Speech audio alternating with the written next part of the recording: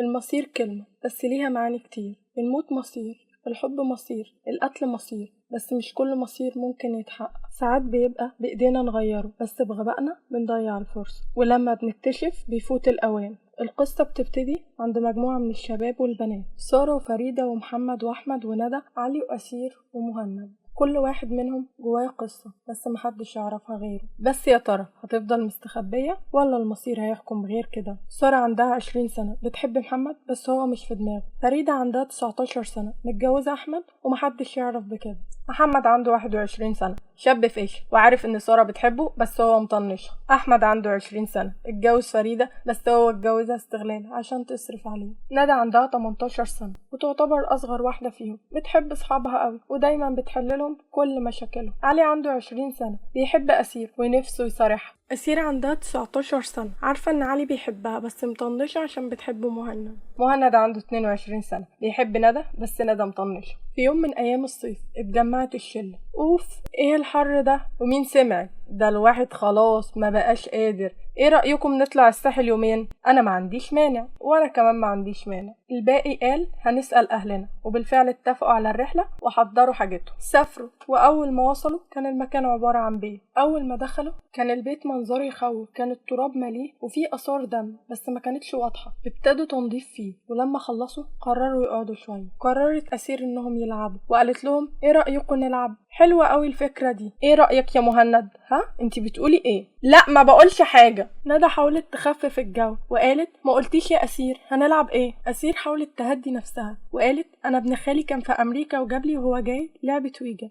لو تسمعوا عنها. قالت ندى بخوف بس انا اسمع ان الالعاب دي خطر. أسير ضحكت وقالت لا ما تخافيش دي مجرد لعبة. ولا ايه رأيك يا فريدة انتي واحمد بدل ما انتوا عمالين تسبلوا لبعض كده؟ قالت فريدة وهي مكسوفة ها اللي انتي تشوفيه. بصلها احمد وقال لها اي حاجة. قالت ندى طب خلاص يلا نلعب. قعدوا كلهم حوالين الترابيزة وحطوا اللعبة وبدأوا يحضروا الروح. بعد ما استدعوا الروح قعدت أسير وسألت وقالت انت ديانتك ايه؟ ردت الروح وقالت كافر. الكل بدأ يحس بالخوف بس ندى كانت عادي. سألتها أسير مصيري هيبقى ايه؟ ردت الروح وقالت لها دمار. خافت أسير بس هدت نفسها وقالت في بالها دي لعبة. كملت أسير ومسكت ايد علي وبدأ يتحرك بيهم السهم لحد ما وصل عند كلمة خاين. حس علي بالخوف. مسكت أسير ايد فريدة وبدأ يتحرك بيهم السهم لحد ما وصل عند كلمة كذابة. ما استوعبتش فريدة معنى الكلمة أو ما حبتش تستوعب معناها. كملت أسير ومسكت ايد أحمد وبدأ يتحرك بيهم السهم لحد ما وصل عند كلمة قاتل. اتصدم أحمد من الكلمة بس عمل نفسه عادي. ميلت فريدة ومسكت ايد مهند بس كانت فرحانة موت وبدأ يتحرك بيهم السهم لحد ما وصل عند كلمة موت. خاف مهند جدا وخافت أسير هي كمان بس كملت ومسكت ايد ندى وبدأ يتحرك بيهم السهم لحد ما وصل عند كلمة عزازيل. وفجأة اتقطع النور ورجع مرة واحدة، والغريبة ان الروح مشيت قبل ما يودعوها. قفلوا اللعبة ورجعوها مكانها. بعد اللعبة ما خلصت وبعد ما كلهم حاولوا يقنعوا نفسهم ان هي مجرد لعبة، قال احمد لفريدة فريدة تعالي عايزك. حاضر جاية اهو. قامت فريدة ودخلت وراه لحد ما دخلوا اوضة من الاوض وقفل الباب. وحشتيني وانت كمان. حاول احمد يقرب منها بس هي بعدت. في ايه مالك؟ احمد انا كنت عايزة اكلمك في حاجة. هو ده وقته؟ بعدين. وحاول يقرب منها تاني بس هي بعدت عنه مرة واحدة. قال لها بعصبية في ايه يا فريدة؟ احمد انت هتتجوزني امتى؟ طب ما احنا متجوزين اهو. احنا متجوزين في السر يا احمد، احنا لازم نتجوز رسمي والناس كلها تعرف. فريدة انت عارفة ظروفي من الاول واحنا كنا متفقين على كل حاجة، ايه اللي جد في الموضوع؟ قالت فريدة بعصبية اللي جد اني حامل. احمد اتصدم وقال لها اللي في بطنك ده لازم ينزل. ايه اللي انت بتقوله ده؟ انا مش ممكن اعمل كده، انا مش ممكن اموت ابننا، وكمان انا ممكن اموت في العملية. وانا مالي، انا مش مستعدة اتحمل مسؤولية طفل دلوقتي. فريدة وهي منهارة احمد ما تسيبنيش. بس لا حياة لمن تنادي. في مكان بعيد كانت بتقول انا كده جمعت اول خيط في اللعبة، انتي ناوية تعملي ايه؟ هتشوف بس اهم حاجة اني اجمع بقية الخيوط عشان اللعبة تبدأ. انتي مش خايفة منهم؟ وهخاف ليه؟ هو انا منهم؟ مش فاهم، هتعرف بعدين. في المكان اللي هما متجمعين فيه أسير قاعدة عمالة تحاول تفتح كلام مع مهند بس هو كان بينهي الكلام بسرعة. في نفس الوقت ده كان بيحاول علي يفتح كلام مع أسير، وهي كانت كل شوية بتكسفه، بس في الآخر استسلمت وقعدت ترغي معاه. بعد شوية قعدت فريدة وكان باين عليها معيطة. سألتها سارة بخبث: ايه مالك؟ باين عليكي معيطة، هو أحمد زعلك؟ مسكت فريدة نفسها وقالت: وهيزعلني ليه؟ وانا مالي وماله؟ كملت سارة بنفس الخبث وقالت لها: اصله قالك عايزك ولما جيتي كنتي معيطة. فريدة حاولت تداري على التوتر اللي بدأ يبان عليها وقالت: لا ده كان عايزني في حاجة، وبعد ما مشي انا قعدت شوية فافتكرت ماما الله يرحمها. حست سارة بالإحراج، وفريدة ما كانتش مصدقة هي جابت منين القوة والشجاعة دي. جت ندى والكل بدأ يسألها: كنتي فين؟ مش عشان شاكين فيها، بس عشان هي قريبة منهم والكل كان حابب يعرف هي راحت فين. السهرة خلصت وطلع الكل عشان ينام، وتاني يوم الصبح صحي الكل على صريخ فظيع. نزل الكل على صوت الصريخ، بس المفاجأة لما نزلوا انهم لقوا بنت جميلة قوي وبتصرخ بطريقة فظيعة. سألها مهند: ايه مالك بتصرخي كده ليه؟ بس هي ما ردتش على حد وفضلت تصرخ لحد ما اغمى عليها. شالها مهند. كانت أسير شايفة المنظر وهتولع من غيره، بس ما بينتش. حطها مهند على الكنبة وحاولوا يفوقوا فيها لحد ما فاقت. الحمد لله على سلامتك، ايه مالك ما بترديش ليه؟ قالت سارة: خلاص سيبها يا مهند ترتاح دلوقتي وبالليل نشوف ايه حكايتها. سوا ترتاح، بس أسير كانت هتولع من الغيرة. اما مهند كان هيتجنن وبيتكلم وبيقول لنفسه: هو انا ليه مش عايزه اسيب البنت دي من ساعه ما شفتها؟ حاسس انها محتاجالي. ايه يا ربي اللي انا فيه ده؟ انا احسن حاجه استنى لحد ما تصحى ونشوف ايه حكايتها. اما البنت كانت قاعده مستخبيه جوه نفسها ومش مبطله عياط، وقامت وقفت في الشباك وقالت بصوت واطي: سامحني. جه الليل وقررت الشله انها تروح للبنت. راحوا وخبطوا على الباب بس محدش رد. فضلوا يخبطوا يخبطوا يخبطوا، بس للاسف ما كانش حد بيرد. قال مهند بخوف: احنا لازم نكسر الباب. فضلوا مهند والباقي يخبطوا على الباب جامد جدا لحد ما الباب اتكسر، بس لما الباب اتفتح اتفاجئوا باللي شافوه. لقوا البنت مقطعه شرايينها غرقانه في دمها. جري مهند على البنت وشالها ونزل بيها جري على العربيه وطلع بيها على المستشفى، وطلعت بقيه الشله وراه. دخلت المستشفى وعملوا لها اللازم، بس خرج الدكتور وقال لازم حد يتبرع لها. يا فصيله دمها ايه؟ فصيله دمها بي. خلاص انا هتبرع لها، انا فصيله دمي بي. طب تعالى معايا. أخذ الدكتور مهند معاه غرفة التبرع، وأسير كانت واقفة بتغلي وبتقول في نفسها: هو ماله خايف عليها قوي كده ليه؟ ده انا لما احتجت نقل دم مرضيش يتبرعلي، لا ده الموضوع كده كبير وما يتسكتش عليه. قطع سرحان أسير صوت سارة وهي عمالة تقول لها: أسير أسير. قالت لها بملل: ايه في ايه؟ انتي مش ملاحظة ان ندى مش موجودة؟ اه صح، شكلها ما جاتش معانا. لا انا شفتها وهي بتركب عربيتها. قصدك ايه بالكلام ده؟ والله ما قصدي حاجة، انا كنت بسأل بس عشان دي اصغر واحدة فينا وانتي عارفة اني بخاف عليها قوي. اه طيب، تلاقيها نسيت حاجة ورجعت تجيبها. يا رب يكون كلامك صح. وسابتها ومشي. بعد مدة خرجت البنت على السرير المتحرك. هي كويسة الحمد لله، احنا لحقناها على اخر وقت. على العموم لو عدت ال24 ساعة الجايين من غير مضاعفات هتقدروا تاخدوها، ويا ريت حد يعدي على الحسابات. شكرا يا دكتور، تعبناك معانا. العفو ولا حاجة. مشي الدكتور وراح احمد عشان يدفع حساب المستشفى، وبعد شوية خرج مهند من اوضة التبرع في مكان بعيد.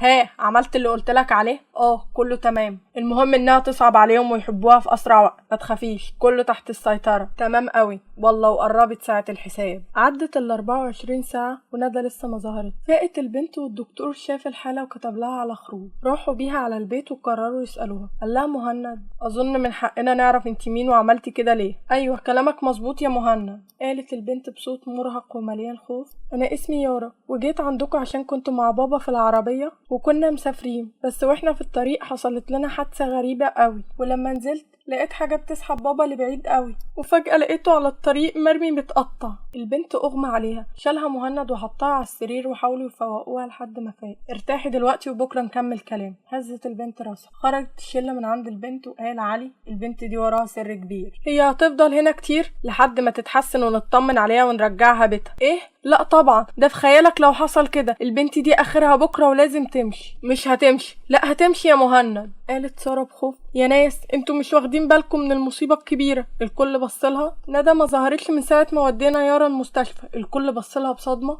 يعني هتكون راحت فين؟ ما اعرفش، وكلمتها على التليفون مقفول. احنا لازم ندور عليها. قعد الكل يدور عليها لحد ما فريده لقت اوضه مهجوره وفتحت الباب، وفجاه الكل سمع صوت صريخ فريده. ده صوت فريده. انت عرفت منين؟ انا مش هغيب عن صوتها يعني. نزل الكل جري يدور على فريدة بس لقوها مغمى عليها. شالها احمد وجري بيها على اقرب مستشفى، وبعد ساعتين خرج الدكتور وتلم الكل حواليه. خير يا دكتور، ايه اللي حصل؟ هي اتعرضت لصدمة ونتيجة الوقعة اللي وقعتها فقدت الجنين. قالت اسير وسارة بصدمة. ايه هي كانت حامل؟ ايوه كانت حامل. قال احمد بصدمة وندم. طب احنا هنقدر نطمن عليها امتى؟ هي دخلت في غيبوبة وما نعرفش هتخرج منها امتى. شكرا يا دكتور. يعني هي كانت حامل؟ كفاية بقى حرام عليكي. لا مش كفاية، وبعدين انتي محموقة عليها كده ليه؟ لو سمحت كلمة تانية عليها وانا مش مسؤول عن اللي هعمله. وانت مالك اصلا؟ دي طلعت وقبل ما تكمل الكلمة لقت قلم نازل على وشها بصدمة. اللي جوه دي مراتي واللي كان في بطنها ده ابني. لو سمعت حد تاني بيتكلم مش هيحصل. طيب الكل وقف مذهول من اللي بيحصل وكمل المصايب اللي بتحصل ورا بعض. احيه، احنا نسينا يارا خالص. لازم حد يروح يجيبها احسن تعمل حاجة تاني في نفسها. انا هروح اجيبها وانا هاجي معاك. لا خليكي هنا. ومشي قبل ما يسمع اعتراضها، بس هي ما سكتتش وراحت وراه. سارة تعالي عايزك. ها بجد؟ هو ايه اللي بجد؟ حاضر جايه. سارة عايزه اقولك حاجه. سارة كانت مفكراها يعترف لها بحبه. خير يا محمد، انت ايه رايك فيا؟ انت انسان كويس بس محتاج تاخد بالك من نفسك، مذاكرتك، مستقبلك كده يعني لو انا اتقدمت ليارا تفتكري توافق؟ سكتت سارة من الصدمة. مالك يا سارة؟ ولا حاجة، اظن انها مش هتلاقيها احسن منك. شكرا يا سارة. العفو يا محمد، على ايه؟ احنا اخوات. ومشيت وسابته. مهند وصل البيت وطلع على اوضة يارا، واسير كانت ماشية وراه بس من غير ما يحس بيه. خبط مهند على الباب، فتحت له يارا. انتي كويسة؟ انا مالك في ايه؟ يارا لمحت اسير، راحت مقربة من مهند وبسته. مهند اتصدم بس استسلم لها، شدته جوه الأوضة وقفلت الباب. أسيل كانت شايفة كل ده بس مش قادرة تستوعب ازاي. يا ريت محدش يعرف باللي حصل ما بيننا. ده شيء أكيد، بس أنا عندي سؤال. اتفضل. ليه أنا بالذات اللي عملتي معاه كده؟ ليه؟ في حاجات في حياتنا ما ينفعش يبقى ليها تفسير لأنها بتبقى مصير، والمصير ما ينفعش يبقى ليه تفسير. ماشي. وخرج مهند من الأوضة، بس أسير كانت واقفة مستنياه بره بس من غير ما يشوفها. ولما لقته بيعدل هدومه اتأكدت إن في حاجة حصلت بينهم، وقالت في سرها إن ما وريتك يا مهند انت والبت دي ما بقاش أنا أسيل. وبسرعة رجعت أسيل على المستشفى، وبعد شوية رجع مهند وراها. انتي كويسة يا يارا؟ ما طبعا لازم تبقى كويسة، ما مهند جابها. قال مهند في سره تكون عرفت اللي حصل، بس لا أنا اتأكدت إن محدش شافنا. تلاقيها بتعمل كده عشان ما خدتهاش معايا. ايه يا مهند، سرحت في ايه؟ لا ابدا بفكر. ايه اللي واخد عقلك؟ تكونش بتحب؟ بقولك ايه، سيبيني في حالي، هي مش ناقصه سخافتك. اللحظه دي دخل محمد، واول ما شاف يارا ممكن لحظه. يارا كانت مستغربه وقالت له ماشي. بعد ما قعدوا قال لها يارا انا كنت متردد بس انا جمعت شجاعتي وعايزه اقولك. عايز تقول ايه؟ يارا انا بحبك وعايزه اتجوزك. ايه اللي انت بتقوله ده؟ انا مش عايز ردك دلوقتي. فكري. بس مش عايز اسمع حاجه. فكري الاول وبعدين ردي عليا. وسابها ومشي. وبعدين بقى ومشيت ورجعت للشله. وبعد شويه خرج الدكتور. يا جماعه مش هينفع قعدتكم كده، انا مش هسيبها وامشي. صدقني قعدتك مش هتعمل حاجه. لا يعني لا، يبقى مفيش حل غير اني هنادي الامن. مفيش داعي يا دكتور، انا هتصرف. بعد كتير من المحاولات اقنعوا احمد، واول ما وصلوا البيت وقعدوا. يا جماعه ما ينفعش كده، ندى بقالنا 4 ايام ما نعرفش عنها حاجه. انا بقول نبلغ البوليس او نقول لاهلها. انتي عبيطه؟ انتي ناسيه ان في هنا ممنوعات وممكن نودي نفسنا في داهيه. اولا دي ما تخصناش، ثانيا هنعمل ايه؟ احنا نطمن على فريده وبعدين ننزل ندور عليها، وبعدين دي مش عيله صغيره. يا جماعه انا هطلع انام. ايه ما شبعتيش نوم؟ لا. وسابتهم وطلع في مكان بعيد. انت متأكد من المعلومات دي؟ ايوه، الولاد استريحوا لها والبنات مش طايقنا. حلوة قوي كده، نبدأ اللعبة على المكشوف. انت ناوية تعملي ايه؟ ناوية ابدأ لعبة الموت معاهم. يا نهار اسود، انت ما بتحرميش. لا المرة دي النتيجة مضمونة. تمام لو مضمونة انا معاكي. بعد يوم طويل ومتعب جدا كل واحد طلع الأوضة بتاعته، والساعة 12 منتصف الليل، وبالذات عند أسيل كانت بتفتح عينيها وراحت مصرخة، بس اللي شافته راح راشش مخدر على وشها وراح واخدها بس سايب CD. تاني يوم الصبح اتجمع الكل بس أسيل ما كانتش موجود. قالت سارة يا جماعة محدش شاف أسيل؟ لا انا اخر مرة شفتها وهي طالعة اوضتها. يا رب اللي في دماغي ما يكونش صح. ايه اللي حصل يا سارة؟ ولا حاجة. مهند قام بنرفزة ومسك ايديها جامد وقال لها بقولك في ايه؟ سيب ايدي. مهند حاول يهدى وقال لها في ايه؟ طيب امبارح الساعة 12 بالليل سمعت صوت صريخ بس سكت فجأة. وازاي ما تصحيناش؟ ما انا كنت مفكره صوت من بره، احنا لازم نشوف اوضتها. وفعلا كلهم طلعوا على الاوضه بس ما لقوش حد، وفضلوا يدوروا في الاوضه. في الوقت ده يارا شافت السي دي وخبته، بس ساره شافتها وهي بتخبيه. بس بعد ما زهقوا من التدوير في الاوضه نزلوا يدوروا عليها في الشارع، بس ساره قالت لهم انها تقعد في البيت، وفعلا سابوها ومشوا. طلعت ساره جري وفضلت تدور على السي دي لحد ما لقته، نزلت بيه وحطته في اللاب بتاعها وشغلته. واول ما بدأ الفيديو لقيت واحد لابس ماسك وبيقول انا مش عارف لما تشوفوا الفيديو ده هيكون فات الاوان ولا لا، بس اللي اقدر اقوله لو كانت الساعه جت 12 بالليل وما لحقتوش صاحبتكم هيكون ده مصيرها. وجاب صوره بنت ميته بطريقه مرعبه. انا مش هقول سلام لان اللعبه لسه هتبتدي. اول ما سمعت ساره الفيديو حاولت كتير تتصل على مهند وعلي ومحمد، بس محدش كان بيرد، وما وصلوش البيت غير الساعه 8. واول لما دخلوا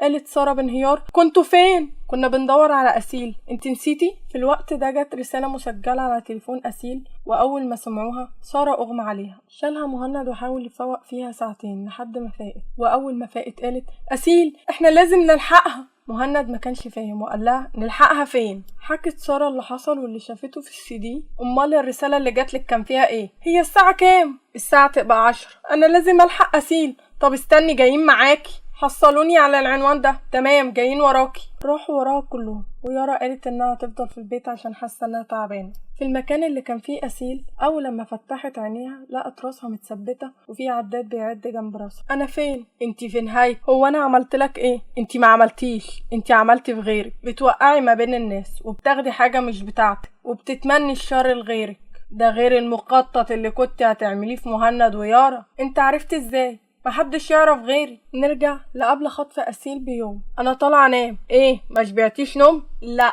قالت أسيل في سرها اما وريتك.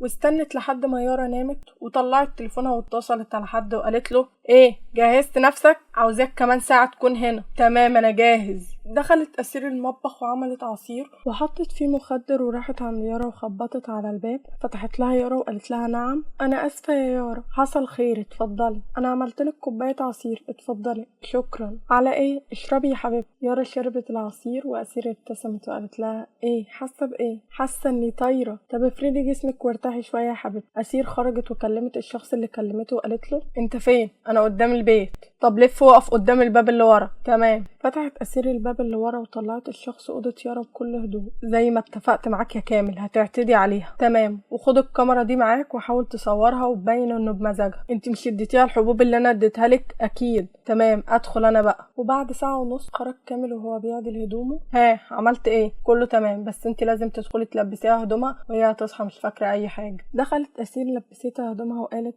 عشان تبقي تفكري تاخدي حاجه بتاعتي تاني اتفوق عليكي والله لا افضحك. نرجع للمكان اللي أسيل مخطوفه فيه. ها نسيت حاجه ولا ده اللي حصل؟ انت عرفت اللي حصل ده ازاي؟ انت مين؟ انا اللي مكتوب لك. انت هتموتني لما يكون الاوان، بس الاول في هديه ليكي. هي ايه؟ ادخل يا كامل. اللي عملتيه في البنت لازم يتردلك. لا ارجوك ارجوك ما تعملش فيا كده. عاوزاني ارحمك؟ وانت ليه ما رحمتيش البنت اللي عملتي فيها كده؟ وساب كامل عندها وخرج وهي عماله بتصرخ وتترجاه. وبعد ساعتين خرج كامل. كله تمام. ماشي يا كامل قرب مني كده. قرب كامل واول ما قرب منه كان الراجل ده في لحظه قطع له رقبته. وده جزاتك. ومشي الشخص ده من المكان خالص. بعد فترة وصلت الشلة المكان وأول ما دخلوا فضلوا يدوروا على أسيل لحد ما دخلوا الأوضة اللي هي كانت فيها، بس للأسف ما كانش فاضل غير 10 دقايق. مهند بدأ يحاول يفكها. مهند سامحني مش وقته الكلام ده. خلاص كل حاجة انتهت. انا مش هسيبك. لا هتسيبني. مهند احنا لازم نخرج ما عادش فاضل غير 10 دقايق. لا انا مش هسيبها. شد علي مهند ونادى غصب عنهم وفي لحظه كانت القنبله انفجر. مهند وساره اترموا في الارض وانهاروا من الصريخ. الكل رجع البيت وهم مش مصدقين اللي حصل. واول ما دخلوا لقوا يارا بتقول لهم ها لقيتوها؟ بس محدش رد عليها. يا جماعه انا بتكلم حد يرد عليا. لا ما لقيناهاش. عارفه ليه؟ عشان ماتت. ازاي؟ انفجرت. ارتحتي؟ يارا بصت على مهند ولقته سرحان فقالت له مهند تعالى انا عايزاه. مهند طلع معاها الأوضة من غير كلام واول ما دخلوا انهار من العياط.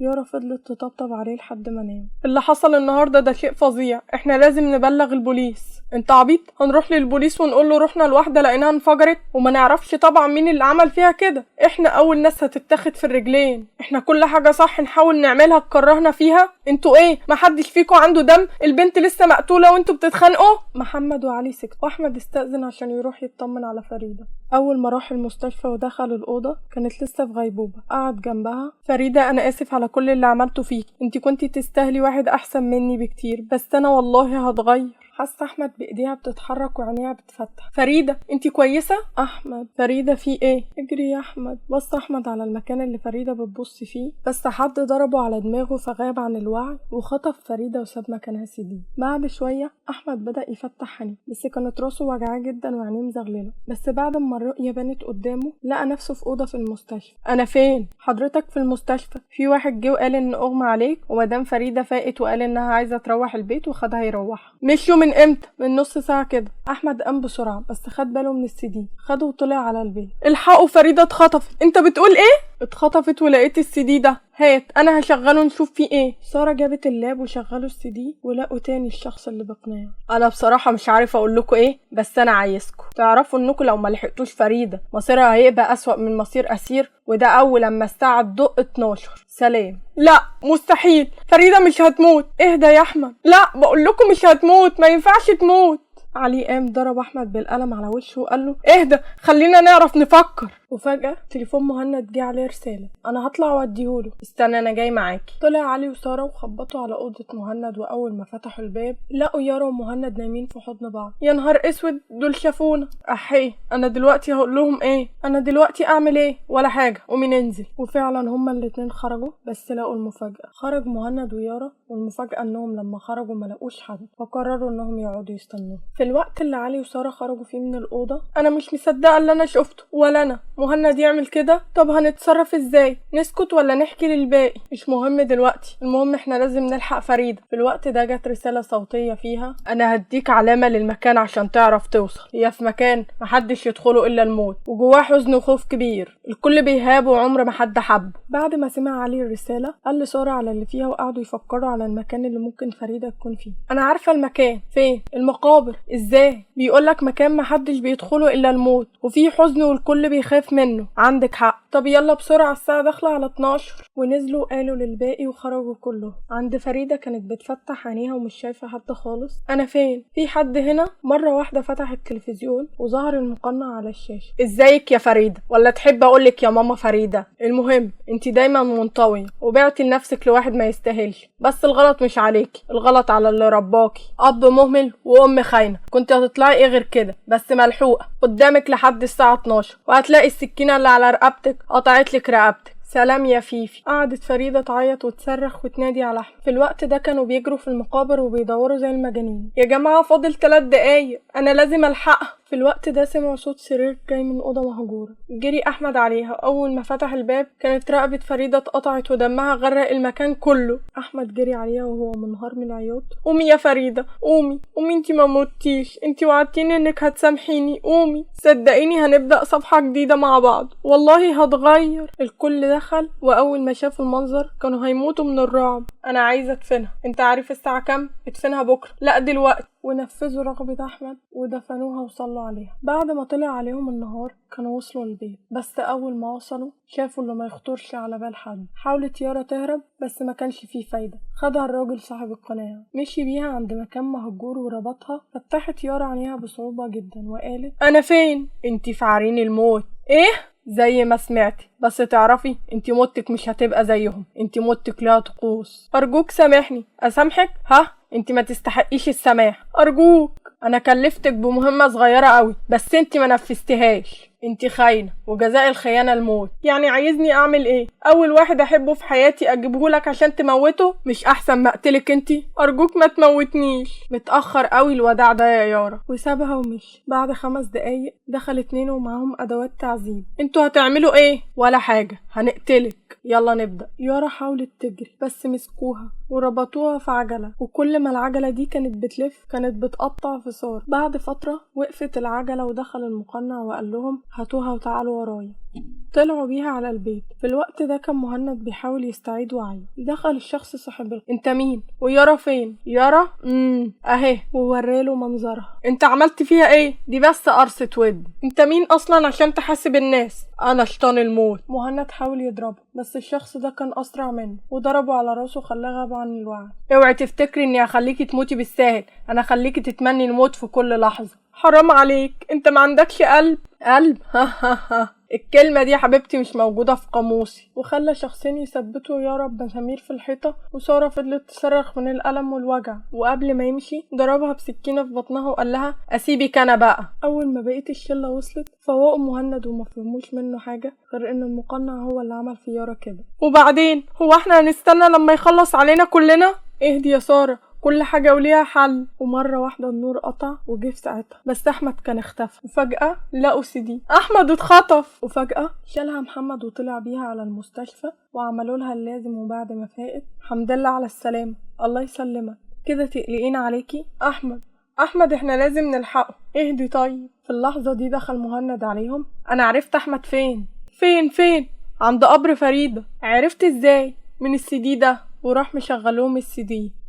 الحياة صعبة بس لازم تتعايش، كل واحد جنى جريمة لازم يتعاقب. بس رأفة بأحمد أنا هخليه يموت جنب فريدة، جايز لما دمه يسيل على دمها يغسل ذنوبهم. سلام. احنا لازم نلحقه في مكان بعيد. ايه ده؟ انا فين؟ ايه اللي جابني عند قبر فريدة؟ انا انت عايز مني ايه؟ اسأل نفسك. نرجع لورا شوية. اول يوم جت فيه الشلة وبعد ما خلصوا لعب انا هطلع انام، تصبحي على خير وانتوا من اهل الخير. طلعت سارة وبعد 5 دقايق طلع احمد وراها وخبط على الباب ودخل من غير اذن. احمد انت جيت هنا ليه؟ جيت اسليكي. احمد انت بتستعبط، اطلع بره. مش طالع يا سارة، والله هصرخ والم عليك الناس. مش هتقدري. سارة حاولت تفتح الباب بس احمد كان اسرع منها وضربها على راسها، غابت عن الوعي وقفل الباب بالمفتاح واعتدى عليها وسابها وخرج. اظن كده ما نسيتش حاجه. انت ناوي على ايه؟ هوديك عند فريدة، ارجوك اديني فرصه، انا عايزه اكفر عن ذنوبي. فات الاوان وخرج مسدس وفرغه في صدر احمد ومات احمد جنب قبر فريدة. اول ما وصلوا لقوا الراجل ضرب احمد بالنار، حاولوا يجروا وراه بس محدش لحقه. رجعوا لاحمد.